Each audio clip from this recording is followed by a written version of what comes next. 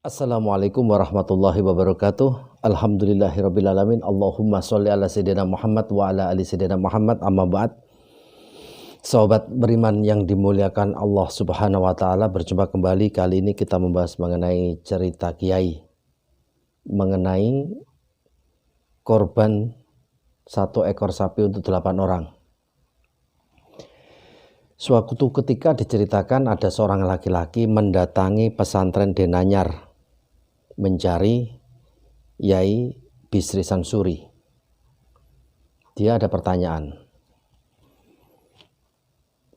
Ada apa kok kemari, ditanya oleh Pak Yai. Saya mau bertanya Pak Yai. Saya mau berkorban 1 ekor sapi. Anak saya 6. Baik, bagus. Masalahnya Yai, anak saya 6 ditambah saya dan istri saya jumlahnya jadi 8. Bolehkah berkorban 1 ekor sapi untuk 8 orang? Maka Yai Bisri bilang, tidak bisa. Kita tahu dasar hukumnya bahwa 1 ekor sapi untuk 7 orang, 7 nafar.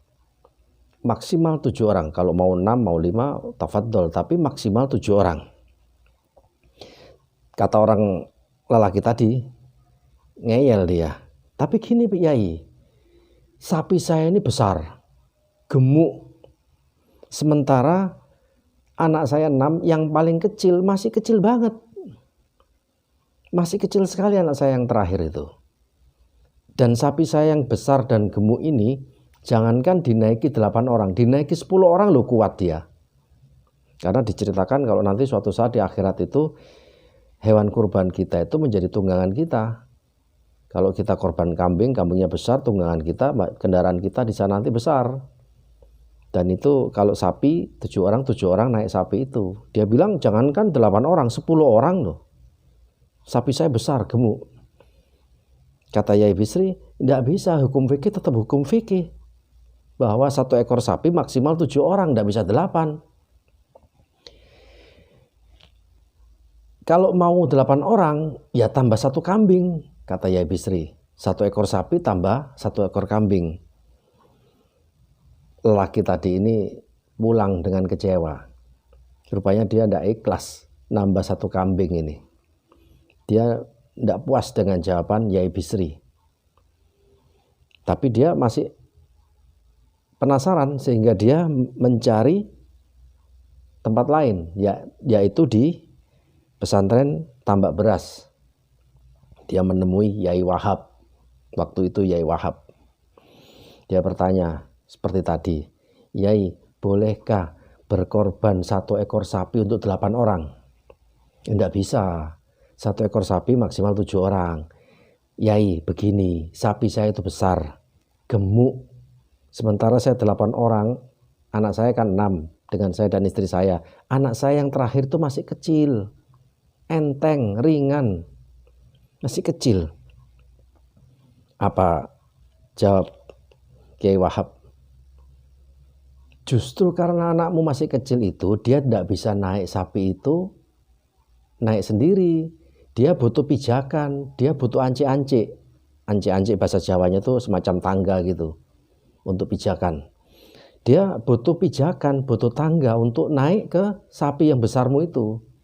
Lah terus apa tangga itu? Ance-ancenya Yai. Ance-ancenya ya kambing.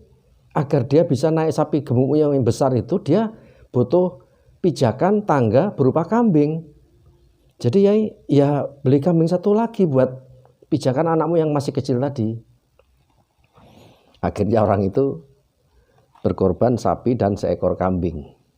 Tapi dia puas dengan jawaban Kiai Wahab. Dia puas karena anggapannya dia bahwa 1 ekor kambing untuk pijakannya anaknya yang masih kecil tadi. Untuk tangga buat naik ke sapi besarnya. Nah, ini suatu penjelasan pemahaman bahwa menjelaskan secara berbeda pada orang awam itu kadang diperlukan strategi. Yang penting dasar hukumnya fikihnya kena.